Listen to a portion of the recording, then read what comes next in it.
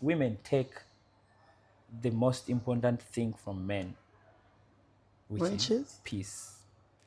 If you want to keep a good man, give him peace. Women take, let me tell you, we can't give you peace. I can't give you what you've not given me. Men are taken up by the world's pressures. As to responsibility, they have to provide, they have to do this. So bwakomayo waka nga discussion egenda fuka challenge, nga decision making egenda fuka fight, biba biganye iba tekyali relationship nga wali obufumbo nga bwakasiru buti obufumbo bwakasiru bwe buti obufumbo buga nga tebwogera nga teri kwogera osobola anti ngenda kunyinyolako abakazi oba mwayonka buyonji kutwala mirembe gy'abantu oba mu mirembe gezitwala emirembe otugeze dating oyo mukyotala nga ntuuke okudda ewaka wizo obanga omanyi nabeeranga wano omanyi bwe nali mbeera nga bawizo babeera kumpi naye nga nsooka nenyimirira ebweru nempakinga bwenti kati ngenda kuyingira ennyumba eyo olutandike abasajja bangi tubeera nabo bakwano baffe ne muddayo waka nanga sooka onkuumeko wano tusooke tubeere wano ne mupakinga wabweru mu nnyumba ye naye nno ng'akubisa emboozi madamu nali ne musi nansonyiwa nali ne musi mukyala we n'amukubira twali tutudde n'amuweereza message ate obadde ki mwana abakazi nabo kati ngenda wakati wetunuulire nga ddole wagenda kutuula. I can tolerate a cheating woman. You can? I can. But I can't tolerate omukazi amalako emirembe.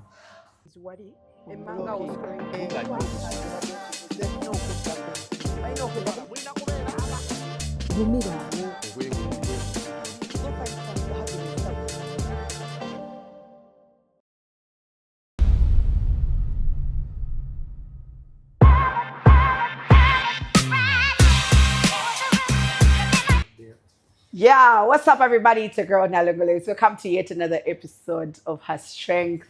I am back with my dear boss, my manager, my handsome yana akubiyengoyi. Obeneka kati bushi. Just to remove your just for just. Na yo mwana wuno. Wogenda mu America ng'osomba buli kimwe ekiriyo. Nemba ngenze gula bintu naye era nange nkutemu byamangu nnyo. Era ogaanalonga ndi bubyankubira akantu. Wakwambala suuti. Omere ddala anayo mukolo guwetuze nazigula naye temukola mikolo bushate kati totandika kunnwana eno show yange sikulwanyi nkiyisiza buyisa ntobaako kyoyisa 2 wagamba 2 kiri naye kati bush by the way tutandika ebyokuwasa gwe abalina okuba olina okunsookayo nendabira ku ggwe naye bush bakitowasa nabe nnize nawe nabolinze mbasooka kijja faana you're very handsome osobola okuwasa omukazi mulungi. I don't know why you don't like marriage. Banana tonzitira katale banana. You don't like marriage. You date and you date very beautiful girls. But why don't you marry them? Or what shall get is manjole taka. Bakuyole ebigere. Manjole ebigere. Nalongo takala kula ku mikolo. Akabandoga. Nalongo mulokole nnyo. Nalongo sala ajja kusabira toyinza butawa. Sawa zino kati tendo likwase wali. Nalongo mulokole nnyo. Choka omwana ali eno rasta abamu bifo. Sobola mugamba bintu ebyo byago. Naye nalongo amanye emirimu gy'okola. Oli amanyi ne sente ziri ku account yange. I serious. Oli manager wange. Mweyagala nnyo we muto. Because you're the last born. Nengo ine ekyejo kingi. Ate nina kyejo ki. Kyogamba mama okwagala kiba kyejo. Naye oyagala nnyo mama oli nga last born. Like nalongo nkoze ne omuntu omu. Mama wange ye mama ye taata ye buli kintu. Oh, that's all you have seen. Kati nze siraba kati goyinawo omuntu amuyamba oba kikujjako sister we. Nakulanga oba postinze ku Mother's Day. Hanga nabateekayo bw'obalaba. I will double trouble. Ate bombi bannaalongo. Kati oba olina oli ye wapeya 2. Oli sister. Kati wange wapeemu. But how are you? I'm okay. How are you? You look very nice. Thank you. And you have cut weight. Nange nompa ku ddagala manyi babire nga banfuma nti ninga sino track. Diet. Exercise. Awo ku diet yawo. And sleep. Okwebakako neebaka. Nze my sleep. Noyebanga ensi the world is coming to an end. I will sleep. Yeah, anti kati obuzibu. sleep patterns zaffe maybe namaze bisoma nange nabitaddemu obudde diet olina okulya according to your blood group kyekisooka olina okulya according to your blood group to kikyolya kyenkanawa budde ki bintu bisatu kikyolya olya kyenkanawa na budde ki kati fabalisibwa buzibwa emu gye tulya simbi ne time gyogiriirako kati gyo twalidde loofu mu namba nze naawe sabaddewo mushuko tulinawo kyama abantu bagaye ekyama twatudde ku loofu y'omugaati enjala yadde etuluma kati kyova nkedde mu nsozi nkulabye n'embwazo kati starch oyo yabadde mungi omuceere mugaati birwawo okudigesting like omubiri gwanguwa olubuto digestinga nnyo ze fiber okitegeera so starch ne carbs ezo kalali byonna bifuuka sukaali bifuuka masavu mu mubiri so abantu abasinga zekyali kindetedde obuzibu akagaati ako nga saawuka anti bweguba mu fridge sebaka omugaati okolote nze mbadde ngulanga keeki ya karamero namba nenjirya woomu zino eza birthday keeki ya birthday eya birthday ngogiteekako bush dinner oli bush dinner cheese cake omanyi bwewooma kuba nenjiteeka wali naye nkwata sema black forest white forest chocolate biki nina sweet tooth embi kati but when I learned choka exercise I play football I run I do what you got to gym chinkosa nnyo exercise era kulya byenjagala but over time I learned nti tetudda buto okitegeera so I learned nasooka nentegeera blood group yange nentegeera kyenina okulya and some routines that I have to do. So you stop eating cake? My no, yeah, I stopped eating cake. You must be sad. I stopped eating juice na dene keti namwana emaze emyezi nasiya ku cake kankatumyeyo era ne tukalya fembi so I didn't like najivirako ddala but you give it time. I was think I was getting addicted nengezaako ebintu muzenako okunywa soda 2016 senior soda 10 years ago. Yeah, 10 years ago namuvaako lwa ulcers. Oh yeah. Kati soda namuvaako ndwawo okunywa processed juice nywa fresh juice. I drink a lot of hot water. A lot of hot water. Namulimu akajaja kumacha ngana akazuka went ku 12 nzuka 11 lwachozuka kumacha poti bintu bingi one natandika okwe programming ambe because nina companies enkolera mu America kati babeera bo balimisana so usually you want to talk to some of those people nga tebannabakola ki kunnyuka so 10, 11, 12 ojja sangako email bajja kukubira bajja kwatugenda having a zoom my your time two I study kati bwenzo kamba fresh okyasoma so maneka kati alitemukowa I keep challenging my nchasoma I feel like China bongo bukwata bongo benna bwa kunoonya sente kati anti era the first key to looking for money is education. It's not even education, it's equipping yourself with the gadgets. So the first gadget is information. Ati degrees zino ze tulina tezikyatukolera tulina kwongerako bewasoma emyaka 10 ate bikyakola template zigenda zikyuka okitegeera kati tuli mu AI bewasoma kantu kati kolimu okitegeera ni munkanoonya buli wamu kandi mu 9 okitegeera so olina okuyiga ebintu bya tech olina okuyiga trends olina okuyiga content creation nze nasoma content creation sina kyemukolamu but I just need to keep my brain informed. So ebintu ebisinga be playing a part and parcel in my field okitegeera ogenda kulaba why you are ahead of other people oli wagandi kati tunekola events when take kino I cater for a certain sponsor, I cater for a certain client. So you keep, and I like challenging myself. That's it. I'm going to call a law, I think, in the next 3 months. You're going to do law? I'm going to read. Kati kantandika okuzeemisanga ate kati ngenda funa boy wange nga lawyer. Ngenda kuddayo nsomero. Naye ne Uganda we yatuuse bannaye tutalina kuzza musango gonna. Lwaki? No, sente yeekweyimirira kati. No, mulimu ekintu kati kino ekikolera mama wange. She wanted me to be a lawyer so bad. So kati yagala mugamba in the long run ogimuwa. Ogera gimukwasa. Mugabe bibyo sigenda kubikola, sigenda bi practicing nga mbisomye busomi n'enkola ki. N'obugimuwa. Ogenda somera wallo. oleka hundetera bizibu abantu bajja kuloza weeraga. tukireke. Now, I want us to talk about love. I want us to talk about relationships in the industry. Si sente. Wano tuba twogera ku bintu bya relationship. Sente ojja zoogerera ku podcast endala eya finance. Wano twagala mukwano. I was talking to a friend of mine. She's an artist. I won't, of course, mention her name. Ngamba nti tewali kintu kisinzeko basumbuwa nga mukwano.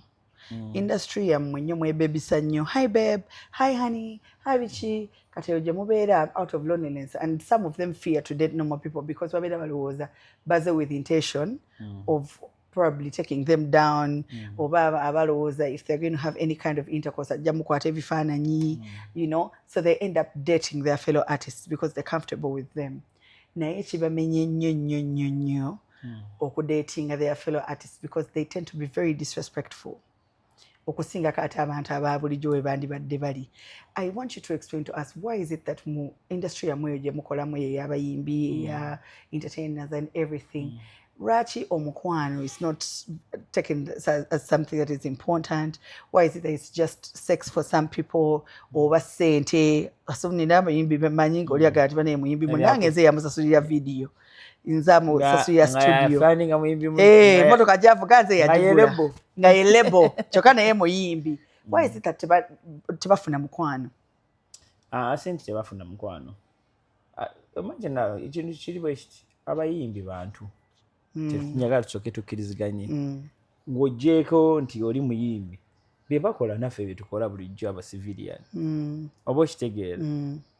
Abasivilian tebenda okufaako obufe, benda n'okusinga kubanga omuyimbi bw'aba ng'ali mu relationship ng'eri public kizibu nnyo okwenda, amaaso gaba gakola ki gabaliko. naye civilian gwe batamanyi saawa zino atudde ku Mediterranean n'omuwala omulala nga ne maama kikaba ali waka, okitegeera teri agenda mukubira nti gundi oli naani, okitegeera.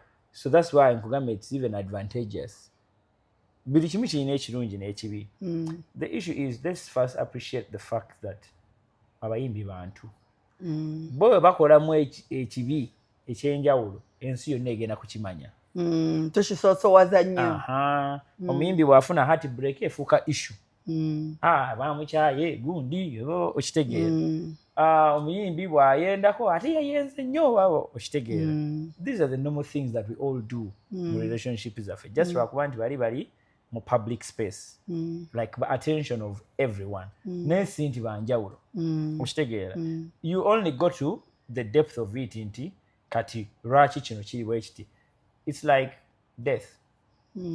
Michael Jackson bwe yafa it was a big deal. Naye abantu bulijjo bafa ne bwe twogera waliwo akutuka okitegeera.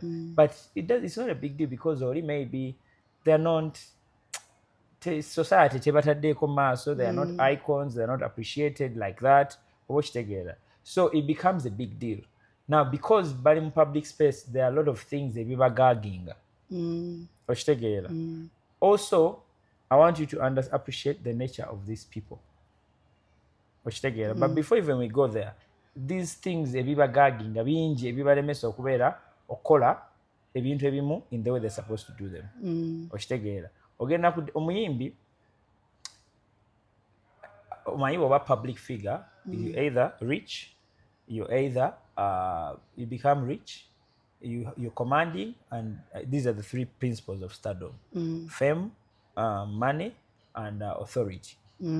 Okitegeera. These three move together. Omuntu afunamu akasente afunamu obuyinza okitegeera, afuna n'obuganzi kubanga ffenna gwe twagala atwoki okitegeera. Yes. Kati omuntu bw'afunamu obuyinza kyangu nnyo ofuna essente. Era olabye ebizibu ebituuse ku madamu waffe oli abadde ki sipiika oba okitegeera. Essente nyangu buli omu atuukiraku gwe ddiiro eno giyiseewo oba onfuna. So bino ebintu tebyewalika. These things affect how people think. They affect how people operate. Okitegeera. Bush eyali badde omuwombeefu akyukamuko. Now saasira oyo civilian amukwanyi oba amwagala akwanya omuyimbi. Now the issue here it is there are two lions. muyimbi kuki ku muyimbi okitegeera muyimbi ku muyimbi it takes a lot for that to work out. It takes a lot. First of all, the business itself, how is it being affected? Nalongo datinga Chris Brown ayina lebo ye ne Nalongo ayina lebo ye. How is the business being affected? You saw the fight between Rihanna. People fight every day. But it was a big deal. But when I tried to follow up the story, bangano kungamba nti ate Rihanna gwe bali bakwatidde ne mu bwenzi. Ate ddi naye nga yali ayimiridde eka nga oli ayogera n'omuwala oli yatinegguka nti ono yalina gye yayise nga tannajja ate yayitawa top boss oba okitegeera kati ono kimusigalamu era bw'onoonyereza there is a reason lwaki abantu bagamba these are rumors of course Jay-Z has tried to cancel Chris Brown. Oh, really? Yeah, so thus they say it comes from there. Tugayatekako disclaimer tafaayo bajogedde mu Luganda okogenda mu Luzungu okogenda mu Luzungu mali goli wa English kati ngambye mbu okay okitegeera yes so the business how is it affected omuyimbi ali mu songs erina amateeka gaayo noono ali mu Tunes Records naye erina amateeka gaayo kati amateeka ago obuwaayiro bw'omwawanika tebwalimu relationship okitegeera ogenda gamba muyimbi wange ntwala kaddeeti bale bagambe first of all a label is competing. I mean is a competitive label. We are competitors in business. Yes. Now bw'obeera naye kitulaga tutya tulina kubeera mu eno position tumukube bwe tuti oba tulina kumulumba bwe tuti there's a lot of moves that happen for someone to be a star. So oyinza okuba nga business teri favoring kati mwene mukikola nga mukikozenga mmwe okitegeera ne going against the business you're going to have those walls ze mugenda knockinga. Two, we get less time to understand each other okitegeera sanga omusajja eyo America ng'alina omuyimbi wa Uganda gwayagala bona kunyumizaako emboozi eno tunyumize sijja kwogera linnya lya muyimbi muyimbi mukazi naye ng'omusajja ali possessed nemugala naye Kampala waliwo abawala abalungi abasinga oyo nanga saagala kumanya njagala oyo kati we muyimbi oyo teyali mukwano gwange nemba first ofuna enamba omugere ekiki nemugala waliwo omusajja ono zinamuga afaaniwo nambeemu omusajja yaŋŋamba nkuwa $7 okubira omuyimbi oyo nenkubira omuyimbi yasooka n'atankwata nemweza message nemugamba ono Bushingtone call me back when you get this twali tumaze ne picnic naddamu naako omusajja yatabuka ye yanziba yampaayo $5 yakubba ebibiri twagala sente zaffe so but bw'okitunuulira in a way tetulina budde erinnya amannya ago ge gatusika tokwana Nalongo liri okwana Lewis ono owa kamera okitegeera tune schedules awe tezibawo time kweyiga. Also some relationships are just strategic. How? Ng'omuyimbi nze nno omuyimbi egwe managinga naye nga kitutuddemu nemwakwana Nalongo oyo kaliya tugitambulize ka relationship ako babikola ne bakwana abantu nga bagenda tambulizako career. Sure. Are you serious? Sure. That they're not in love? And it's mostly the people who are facing this problem are the female artists. Oh yes. They don't know. Because we're in love genuinely. Most of the male artists, it's not really love. It's just for fame. Yeah, but other, you know, in the long run, the social impact is going to create for his career. I walk nzakwana gundi. Tambula na red carpet papa. Era gye weegeneza omuyimbi ono omukazi bw'aggwaggwamu kati obuzibu abayimbi ate bba abakazi bayingira kimu bubiri nga nyamwadde olubuto kati ng'oli agamba eno namuzaalamu nazaalamu ng'alina lisiti y'abacelebrity 5 yabazaalamu bonna kye kimuwa. That's really sad. Yeah, but it happens. But it's the sad truth, I'm telling you. But how do men wake up in the morning and just want to use this? How do you be that noga chishwara njagala kizaalamu just gwe ng'oli awo kumansa spam yo? Does it make sense? even women how do women wake up ne baganja kulya sente za bush kya sente kirala ate kya kirala kyanjawulo tewabaamu mwana wa maama we akera bukezi n'agamba kanfiire ku oyo kamukuule paka bwaggwamu naye waliwo omuwala yali asuddeko omusajja kikyogezaako ng'alidde sente ne ziggwawo bakwano bange banjisa boogera atuula wansi n'agamba nakato yali anzise liliyani yali ankutudde gundi yali anzise naye yasigalawo sente zaggwawo n'atunda ettaka n'atunda ennyumba n'alya buli kintu naye mwe abawala bakozesa ki ku basajja okutwala ebyo byonna osobola omuyingira naffe tulina abantu baba batulongosaamu bulongoosa nga laavu yali abasi kyokka wali oyagaddeko omuntu n'owulira nga agenda kutta tewaliwo saaliwo ne bakutwala musajja ne bakola kantu katumuggyemu naye no katumugyemu agenda kutta ne bakajja mu cwi n'olutereera it happens naye oddamu n'osanga oyo omuwala tominaako feeling yet you don't be there noga kale just one for the road tolina ex nga yakusigalamu omusanga noga nti naye just leero lekka nkolakola nnyo research I learned some things so buli kintu bwe kituuka mu overdrive kidiminishinga okitegeera buli kyoyagala ennyo kiri mu overdrive era bw'oba oyagala nnyo ekintu bwe kikola ennyo kikyuse so bw'oba olina omuntu gw'oyagala mwagala ennyo ogenda kumukyawa kati okubonaabonaako oba toyagala kweta nti omwagala bwekkiriza ogabe bush omwagala akunyiize agenda tugekiseera nga takyakunyiiza nga mulaba bulabi oba nali nfaaki nange noba nali nfaaki naye nga bazimba emitwe nogaa ne bannange ate most times omuntu oyo otuuka nga wamukoowa naye oba otya aftermath wano nga beekyaye otuuka ekiseera nga gweoyagala n'oggoba agende ne bagamba zze n'akanyiga wali mu gavana n'olyoka ozibuguuta n'emisinde ng'otya naddala ffe kati ababadde mu limelight oba otya nnyo lwaki aftermath abantu bagenda kwogera ki naddala nga basinga mubadde muri public kati n'abayimbi abasinga bali mu ezo relationship ng'atya okugivaamu because what will the people think okitegeera so balwana nnyo to make it work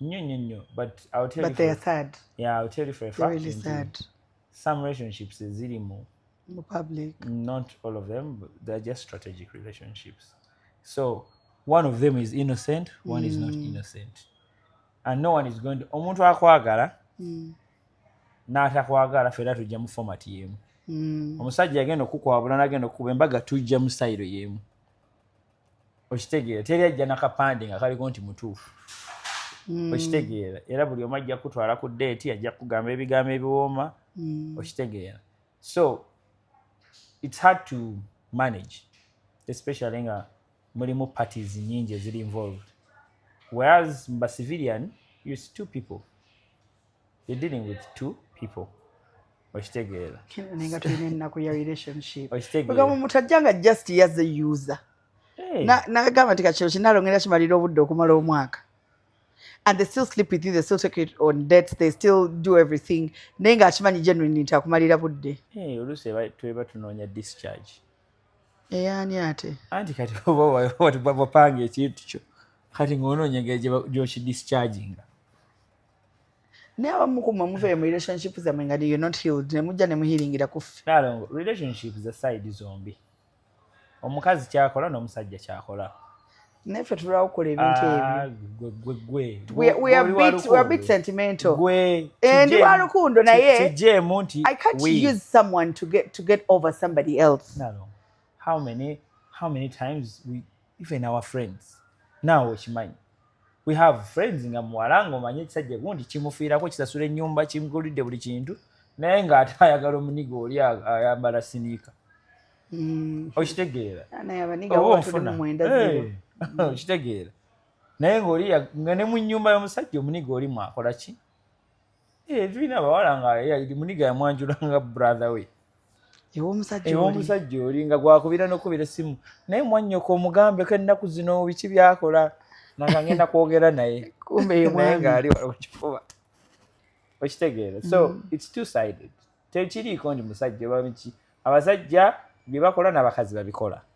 Naye kati abakazi kale balina akantu ke batandise kesitakiriziganya nako. That is a bit very rational. Kali kabinyo there's omuze kati oguli mbakazi kati gwemaze okulaba these days ate kati nga banja bali mu gukola bagwenyumirizaamu is abakazi abazaala abaana ne babasirikira nga sibawa abasajja. We have so many people. And abasajja there's a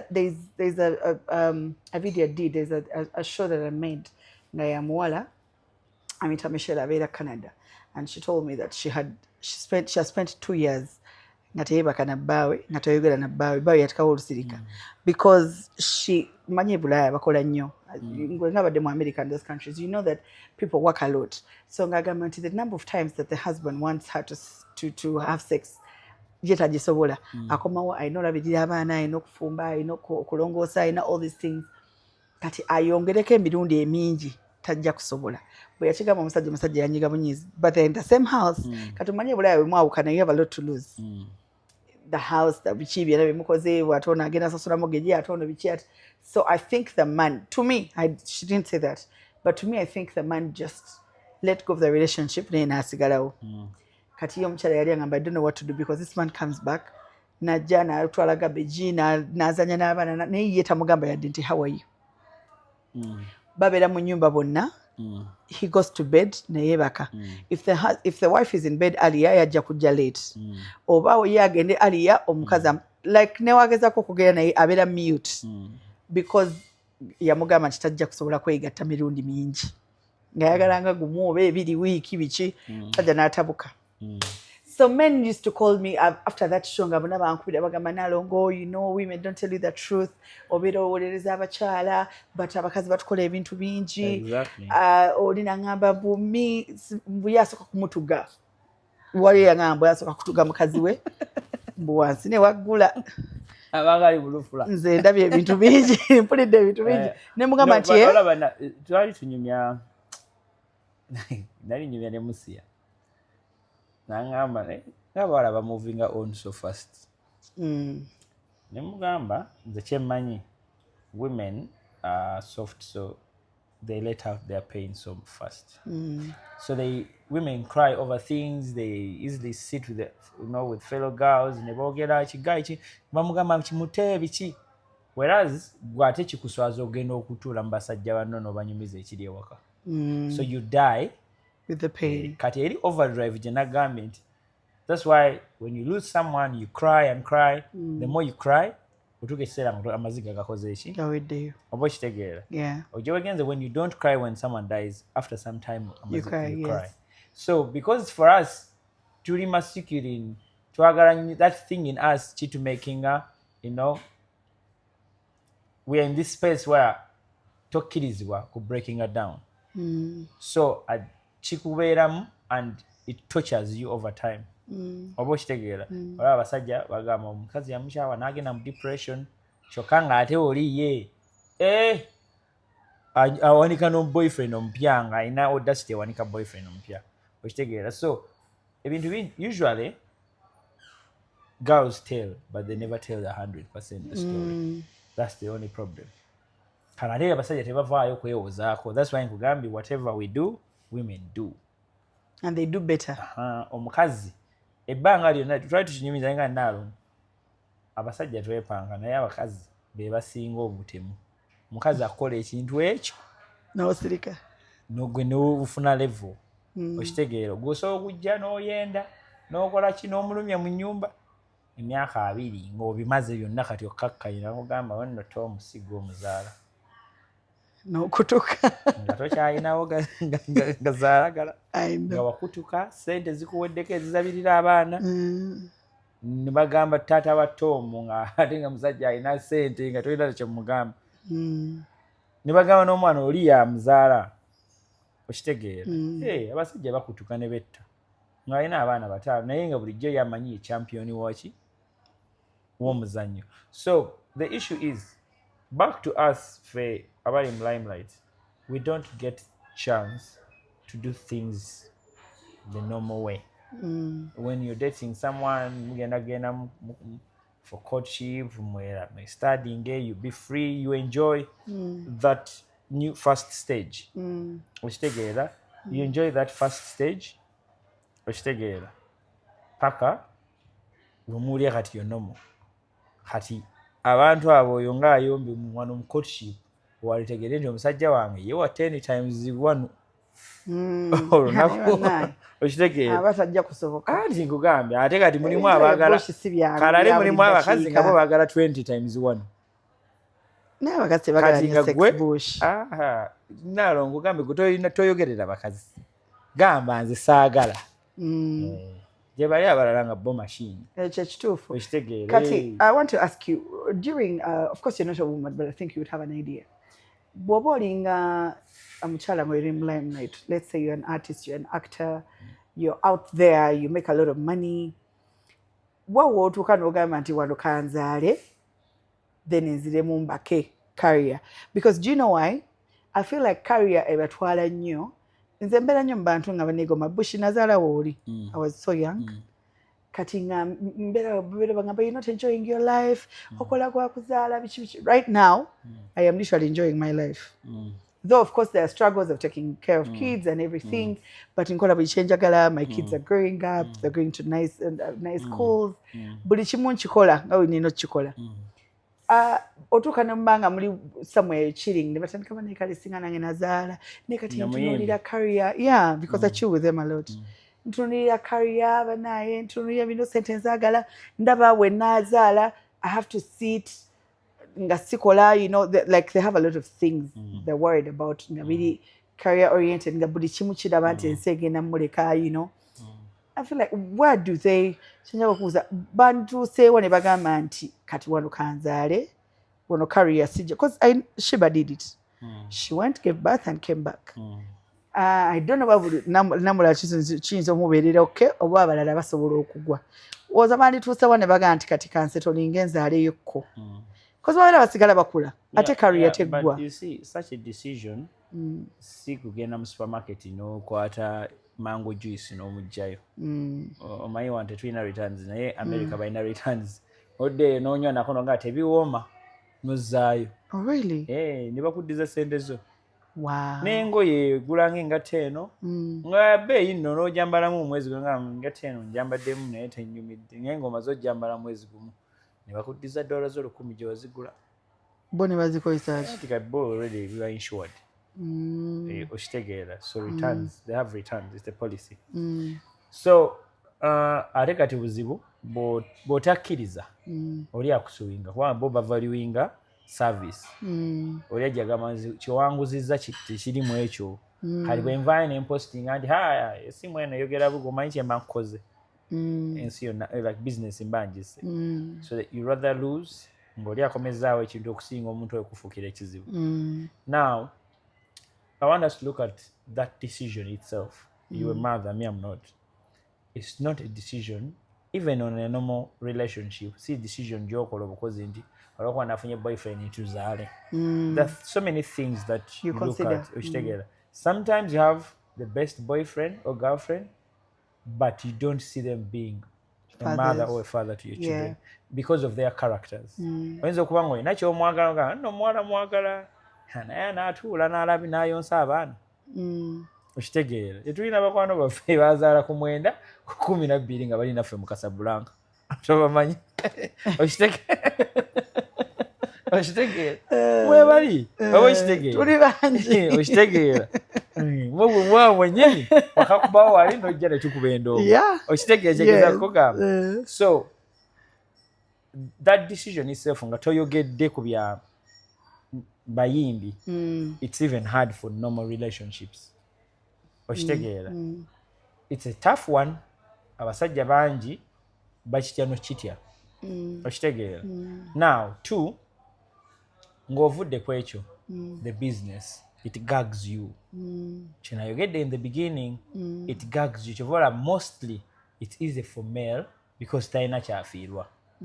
But for females, you know, you have to take that break. Nga Shiba weegitwala. Okitegeera. You have to care for the kid. You have to, the pregnancy will, you know, distract your shape. You know also that look and feel of especially the female artists it's a spice on the career. So you're going to lose it. So it changes your character from an industry perspective. Abadde alaga ekisambi kati oyinza obutakyongera kiraga. Obadde osobola okuzina amazina nga ga spicy kati tokyasobola kuzina amazina ga spicy because spice oli omu Jamaica. Okitegeera because kati olina omwana akola ki? Olina gw'oswalira kati. Onfuna. 3. The management, label yo, are they going to appreciate that space and they don't make money? Now, the most scary thing is the height of your career. Shiba weyakikolera, she has been, I still say she's been the biggest artist in the last 10 years. Not even female, the biggest artist.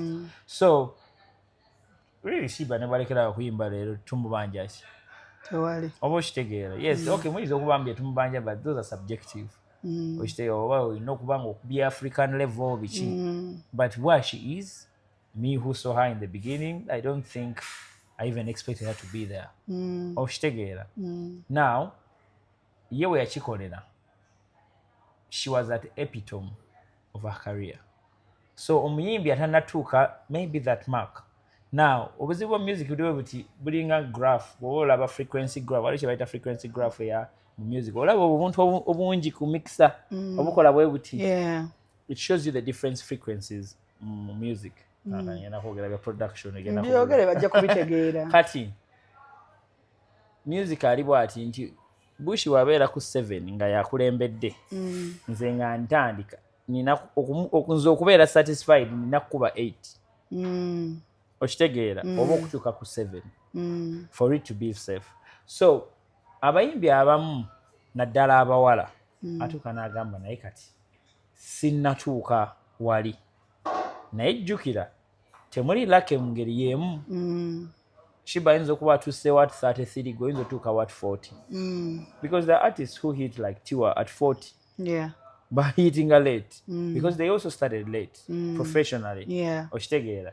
So, in a way, that scare, about tali strong enough gamba, let me take that pull because it's going to take a year or 2.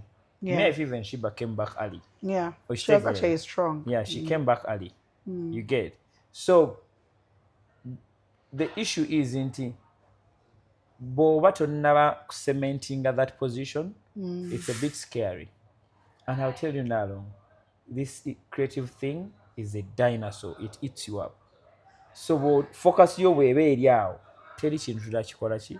That's why abantu mikwano gyaffe batukoze ebintu ebitasoboka lwa career. After some time otuuka n'ogamba yali agezaako kuyitawo kamuleka akole ki naye nga yakubba n'ashootinga video yakuvuma yakola bw'ati yakweragirako like that. So most of the times it's the career. It's the career that gags them. Bw'aba tannatuuka at certain level, whereas it's different for men. Newe mpa abakazi 10 nga nze fefe busi nembawo embuto ate bagabuga yazadde. Okitegeera, I'm not carrying anything.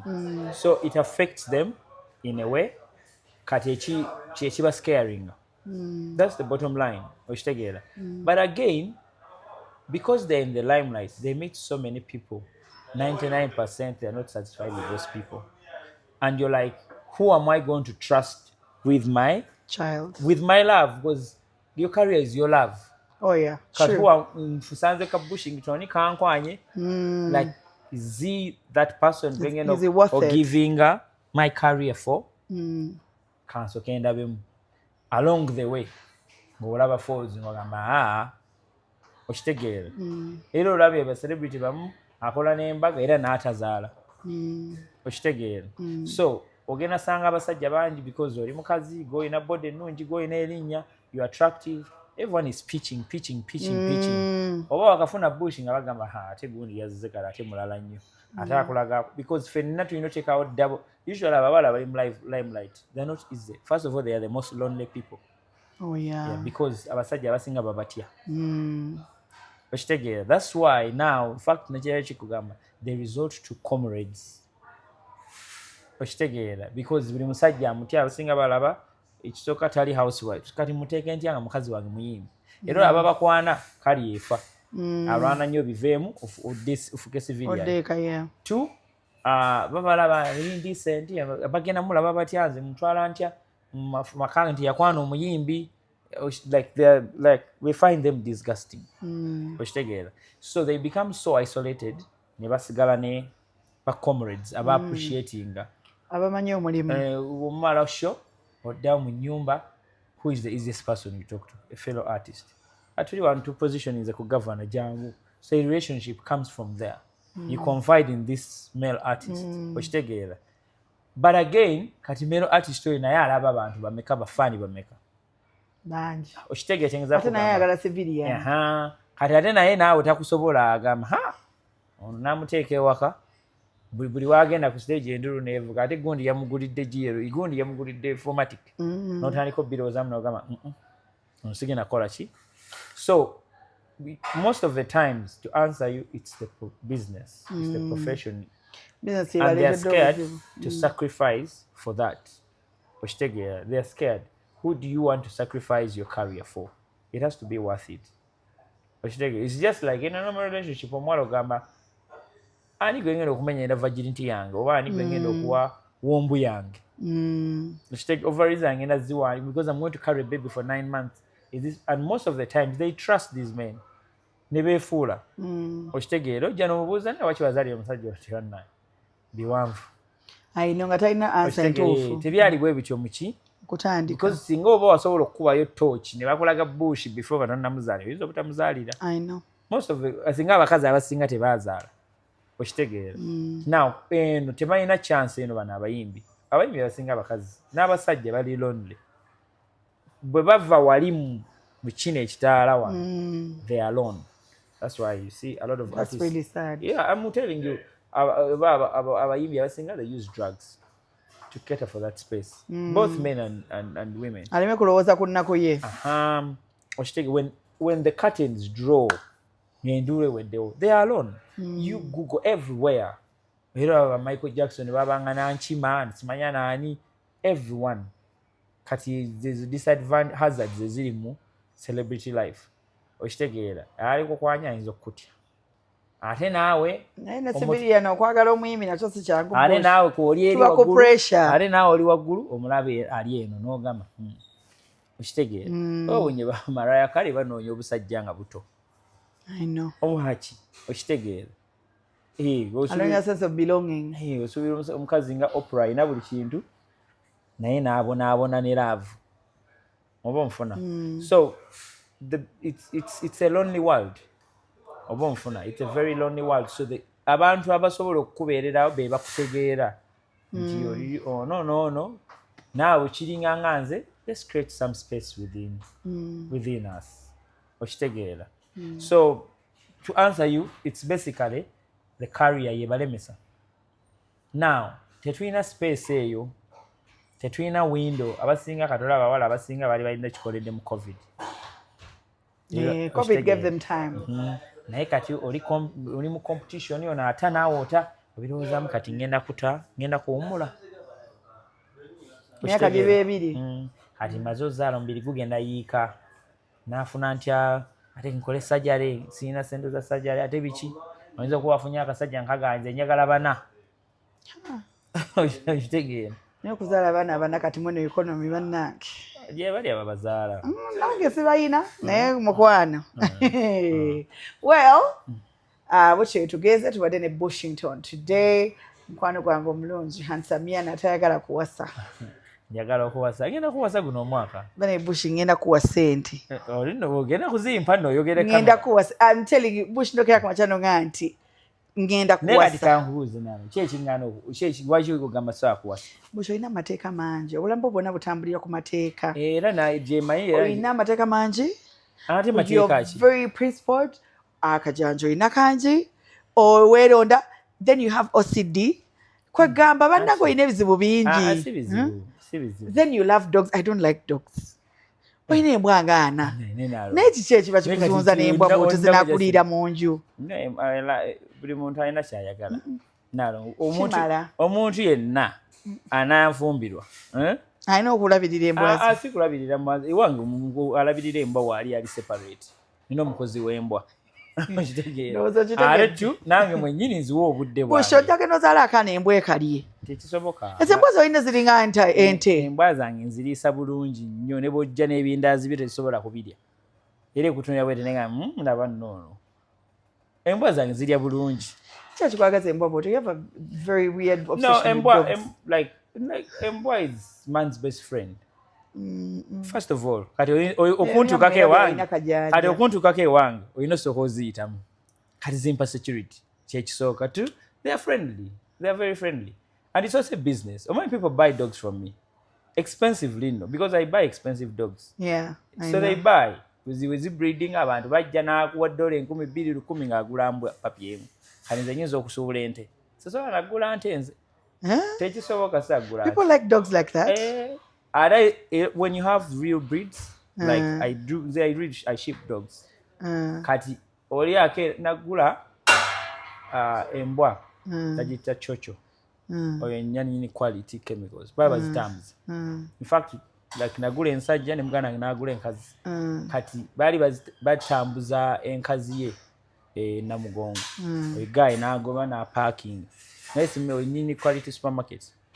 N'aba depositing namuwa $1,000 namugaba bwe breeding naye nga ziri ku myezi ena era bwe twasooka ate ne bwe twa breeding ezavamu obwana buna n'atwala bubiri okitegeera kati ng'asasudde $10,000 nga nze nsuubula ente kuki tatawaana omusajja mugagga soka otooke manyi wano kuha strength tuba tulwagala nnyo okutulabirira tugenda kati mu school fees naye bush munaye fees buli watuuka nga ojjako essimu kate wantwalako omwana omu naye sifuna lipooti sifuna kintu kyonna okitege simanyi oba sente zifa ogende nga kasiku we yayomba nagamba alina baalabirira tewali amugamba thank you teri amuwa report kati alekeddeawo okubalabirira kitegeera kyenkugamba omwana oyo namuteekako mumupeereza ebifaananyi wano ku beginning mutabani we wuuyo nentuka ekisira neŋŋamba naye banaye omwana omwesibako omwana mwesibako sikyalaba kintu kyonna mulaba n'abakwano bo balala simanya bali eri mu zoo kati ono omwana atankubirako naŋŋamba nti Uncle Bush thank you nange nalinga akasuku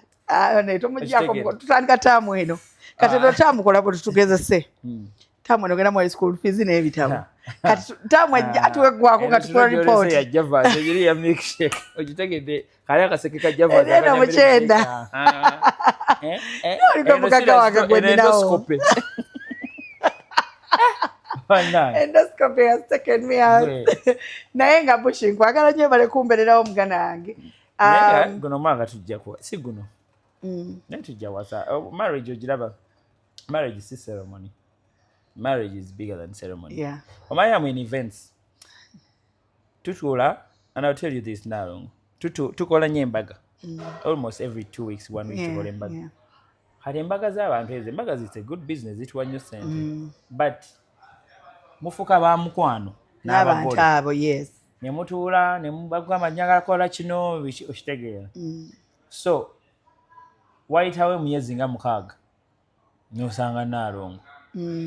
Hey, Nalong, how are you? I'm okay. Man, where is the man? Richard, we broke up. 6 months. Nenga production, Jamako, Embaga, $1 million. What?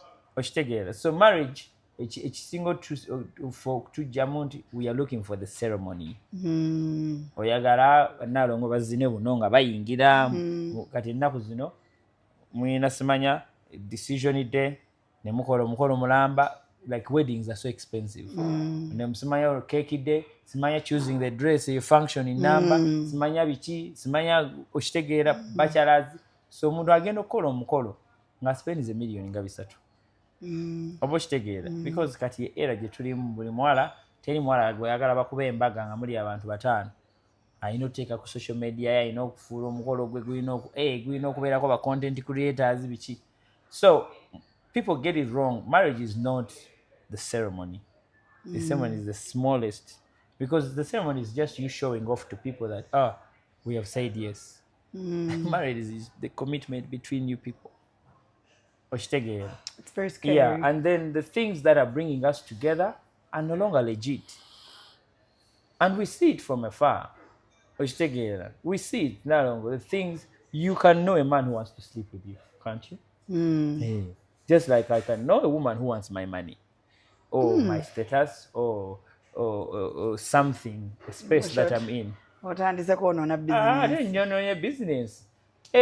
Olaba batukuula n'omugamba mukwano zo ze zisembyeyo naye kimala.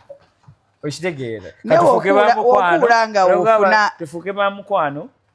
Anti kye nakugambye Naalongo omusajja ojja kujja omukuule omugyemu asigalewo nga intention ze kati agambye nte bye najjeemu ate byamaanyi nnyo saaga kukola ki bw'osigale mulooka eri kankikube paka wenkikutula okitegeera ng'oluusi sometimes tebaba na options zino ziri awo naye ng'alina keeping up appearances eri mu mikwano gye nga n'emikwano oluusi gwe advise obamanyi tebakukkiriza genda kubanga bw'ogenda tuba tetukyakoze eki kituufu n'omuwala omu yaŋŋamba wakitompa boosi we ne mugamba ayagala fuuka boosi wange naawe anti bw'atuuka eri ako kabuushi kakole ki ne mugamba ndekaze togenda fuuka boosi wange okitegeera so the problem is ebitugatta these days tebikyali serious like you can't know it. Marriage these days is just luck. Naalongo it's just luck.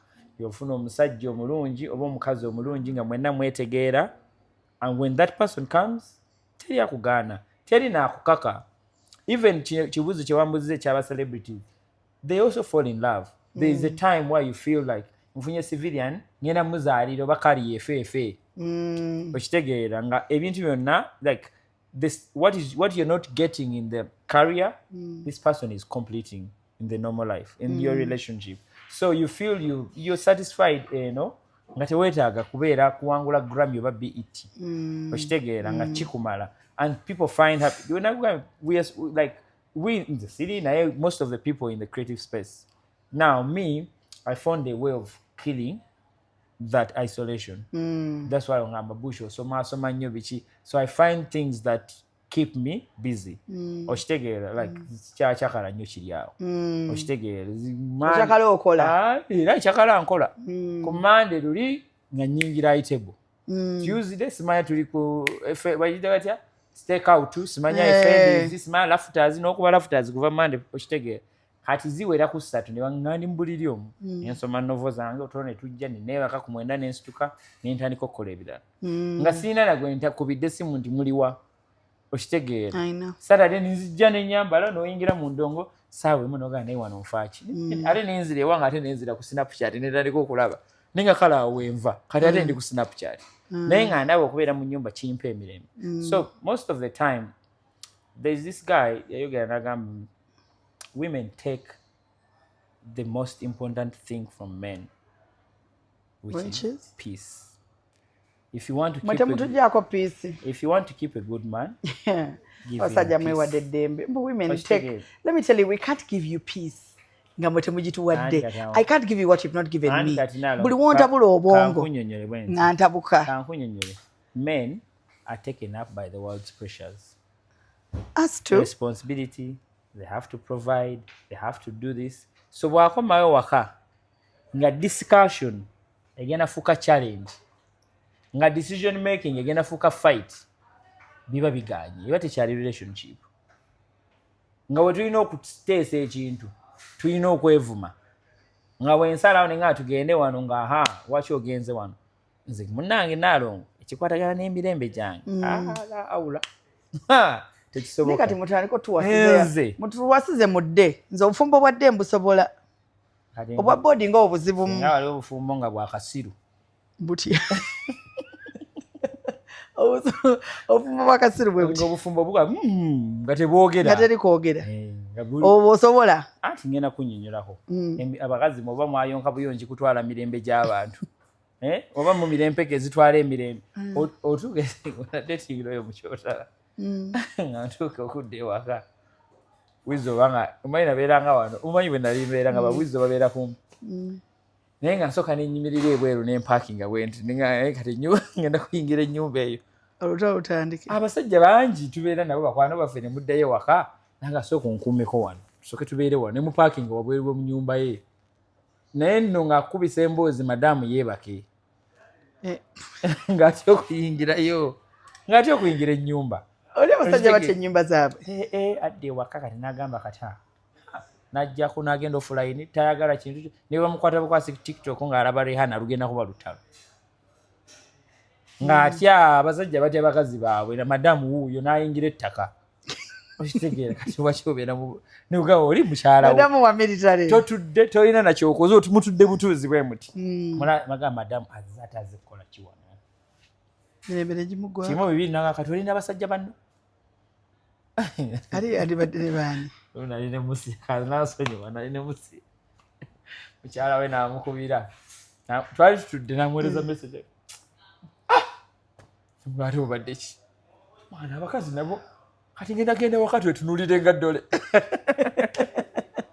bwagenda kutuula ewaka atunuulire mukazi we naye mutunuulire babeerewo bati kati balina mboozi because busiiba mwenna oyinza okuba nga siina something interesting buki naye eno mukalike we mwerimba kati time esinga me if you I'm very good at understanding I'm very appreciative of character of everything nze nsobola okutegeera nti gwe oli bwoti nesitakukwatako nze sikyusa muntu naye kati obuzibu bujje gweyagala okunkyusa problem obuzibu awo nze sisobola kukyusa abakazi twagala nnyo kyusa abasajja I'll change him I'll change him atuli mu 9-0 buli yagala okyusa omusajja yagweddanzaala tankyusangako yangumira n'amalaasi gange yangumira mu byekiyimbi omuntu gwe baali basasulidde okusoma lo yankola buli kintu okitegeera naye n'ategeera kati oyo omwana bwatyo bwali and this is what makes me happy okitegeera kati nze nja kukusanga ng'oyagala endongoyo era ngikuleke sikira kugato kuba ndongo gikube paka bwekutuka for as long as kati ongambe waki ogenda osamba akapiira ne bakwano booli okolabe okitegeera kati mba saagala nze kikwatagana n'emirembe Zinalong, I can tolerate a cheating woman. You can? I can. But I can't tolerate omukazi amalako emirembe. Cheating abata kumalako mirembe. Anti kati kyonna ky'okola for as long as tekimmalako mirembe. Whatever you do. You don't get hurt unless tomwagala. Anti nkugamba. Because let me tell you, a man's ego is when... kyonna. When you cheat, it's not a must nti bagenda kukwata. Naye abakazi naye batukwata. No, kati it's not a must. Bukasatulozaako. Tutandika okulaga. Cheating is a problem. The aftermath, if it starts interfering with my mental state, wava obuzibu. Osoga nengamba anna ekituufu sikyalinawo waako gabana omukazi kagendeko kati oyo gonyumiza bannange kati ng'agenda eri nga bamukwatamu ng'omusajja anyiga omusajja nze nosanyuka nti kati nina akola ki akwatamu tuguze abaana nze muzikasita bansanyusa kati naye oba nfuna the most important thing me is my mental peace kasitotandikaawo olwati tetukyakwataganya namala obudde bungi nga towasizza ate wasa mubufuma nti teri mirembe mulimu Grammy temuli kuba naffe abali ku street tuwummudde. No, marriage is very good but when it's right. When it is right. That's the best thing to say. It is very good but nga kiri right. Toddawo bino bye batukaka mu society duka simanyi okola ki. Yes. Nalongoza sitya nakufanga nzi kati ffe tubeera baki tubabasemu sekyeyombekedde ate temujja kumpisa mmanju mujja kumpisa mu maaso sekyeyombekedde bamuyisa mu manju babyogera oba tusimanyi tujja kuyita mu maaso awo but siganye nti no it's not bad. Akaceere kakalabise bulungi batwandigenze tulya akaceere omuceere zaweddeko bukita tuyinza kusula njala saawa zino era abantu tugenda kubasiibula tugende tulya akaceere tuli ba saladi tugenda wali tulye ka saladi ogenda kalya nze njagala muceere olye fiber akabuzi tokalabye akabaddeko akabuzi kali okay naye akaceere kafu akabuzi kali okay akanyama tulya akabuzi n'akamonde awo nja kuwagira naye kikwatagana n'akaceere tugenza kulya kamere mwebale kubeerako naye nga tonkuba biseera nina okuwasa ogenda wasa by the way sakuba isiraani I'm a very blessed girl ngenda kuwasa naye njagala owasa omuwala nga mulungi basaagala tukugeye nza kuwasa mukazi nga mubi naye nga mubi si feesi nga mubi byonna inaba mulungi ku mutima ne feesi tujja kubageeya kyenyinza okuba kwamba tujja kubageeya traffic lights ezo zitulumiza emitwe Kitala. Kitala ekyo. Ate oli wa kitala. Nze ndi wa kitala. Naye mwe barakubeerako ku Her Strength temwerabira Etuva ku Royco. Omukyuzi. Mukyuzi. 12 June temwerabira tugenda wali kuwagira Kazibwe Kapo. Najja mushoya Kazibwe Kapo. Eriko front page. Nolaba. Nina emboozi no ya Kazibwe Kapo. Naye musajja bambi omanyi he's one of mukantu. Nina abantu bange. I was telling and I'll say this here. Omanyi akantu kasudde music. Akantu kanno kasudde music. Mubera mulaba kantu temukyawuliza music. Abantu abaatulanga ne bawuliza MP3. Tekako Kazibwe Kapo. Nevuga paka Arua. Nenvaamu nenyingira Shalom nenyingira Kasuku. Okitegeera. Kati omuyimbi waba talinawo obuyimbo nga w'amaanyi. N'abayimbi bennyini badda mu kantu. Kituufu. Tobalaba okwo ku kiro kiramba. Tutuula ne lirupazo.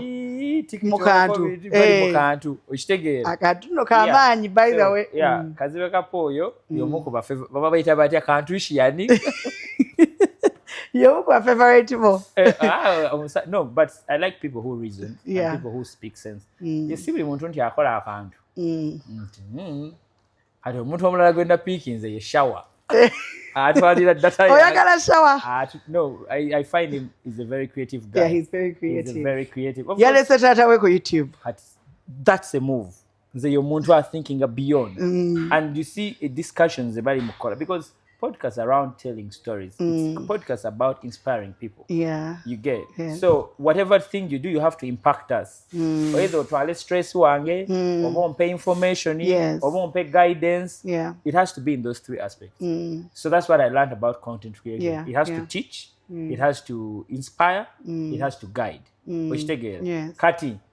Mulimu abantu nga tasa kutwa nayo shower mbadde mu following and chike they've been creative ngebintu ebimu sire voya baleta story yo muzimu bali batu nababuuka zali following banyimye ki Nigeria naye like I intentionally natula nendaba yene tatawo and how they were talking. There's a lot of things you need to learn from that interview. So many of the kids can't sit with their fathers like that, and to have that freedom.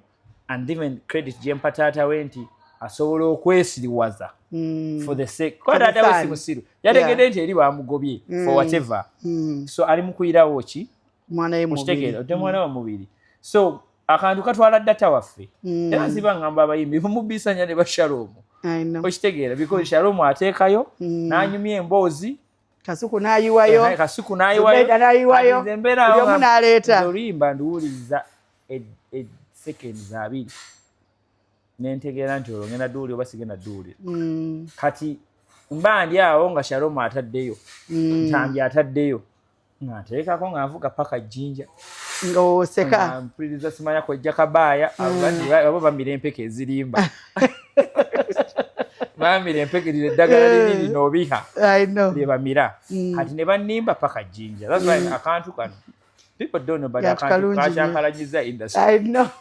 Era we tuli batuvuma tutubera wansi w'omuti naye tetujjava ku muti. Yeah, but I think the only sagala kwogera bintu bajjagamu olugezigezi lwange buli omwe akole kyakola ekimuyisaawo naye nga oyo Mwami Kapo bemba wendi nogenda concert. Yes, 12 June ate nine meza Her Strength ine meza ojja kumanyi gwe toyagala nnyo bintu byakubonaabona onaitawo Her Strength ine meza era tugenda tuwagire Haji Kapo on the 12th. Ebya ghetto bibamba buli omuntu ffe tuli baana ba ghetto sijja kubonaabona sijja kuyita wa ghetto nino tuula je tuli naye era tetwagala nnyo kubonaabona njagala bintu bya VIP sagala olimbe tobangako wa ghetto ghetto yawaje wali ni mwana wa mchikomera kyogamba ghetto yawaje walimu noizo wote wakulira mu kikomera naye nga neighborhood teyali ghetto. Yeah, true. Wana ife ebimu kati mu makindi ghetto naye waliwo wali ghetto eriwa eno mu Kimese eyo katwe oba oyingidde eno eyo tabala Makindi division yenna bayitayo Kapeke eno wansi eno wakati wa Nsambya ne olaba mu Kasaawe awali chacha awo ghetto entu bayitayo Lipanda bazze buzi naawe Lipanda bazze buzi eno nagenda ne banne bazadde bafabira batusabira birala tukola birala bana 20th June Friends of Nalongo tugenda kubeera wali eri ku liquor premium liquor wali eri Rugogo please come and support me. Okuyingira kwa bwerere meza ya miliyoni emu eri gwe ayagala okuwagira Nalongo. Friends of Nalongo. Friends of Nalongo, kali waliyo friends of Spinny. Nange yakala friends of Bushingtone. Spinny and friends. Kati Spinny and friends. Kati no friends of Nalongo. Kati gwe naleta nawe Bushingtone and friends. Bushingtone with friends. Barbecue. Bane mujja mumpagire temurekera show. I'm bringing DJ Dimponipo from Nigeria. Nina abayimbi mikono gyange bangi nnyo. I have dancers, I have MCs, I have DJs. Just not tugenda kudigida. Jaka yaguze meza. Agenda kumpa sente. Nogula. Ayina okugula share ayinza butagula. Era tugenda genda mu office omugayi bannange. Bibi wedde wano, byogedde wano. Nti Jaka aguze. Wedde eguliddwa. Ibyo mbimaze. Ate Bushingtone. Bushingtone kati ate werimbika nnyo mu sente z'oli ate njogedde lyoli bwe ngula emmeeza sikola mulimu gwonna tongamba musitule emmeeza simalwaki batokola buli mukwano gwange alina okukola as long as you are in this industry production amatala gange tegajja kuvaako sebo ng'otudde era era ompayo miliyoni ku sente zonna n'ebintu byompisizaamu naye guno omwaka njagala nange njokeeyo ngenda kwokya tugende kutwale ku ddina tugende kati ku ddina naye ngamba ne kola olunaku ngenda yimirira ku mulyango 10% ejja kukwata tokikola asha Nalongo gundi nagambye kazi bwetu bwe tumaliriza sho nga nsoka mubalayo 5 nanga tokikola mwana wange tubagala nnyo bye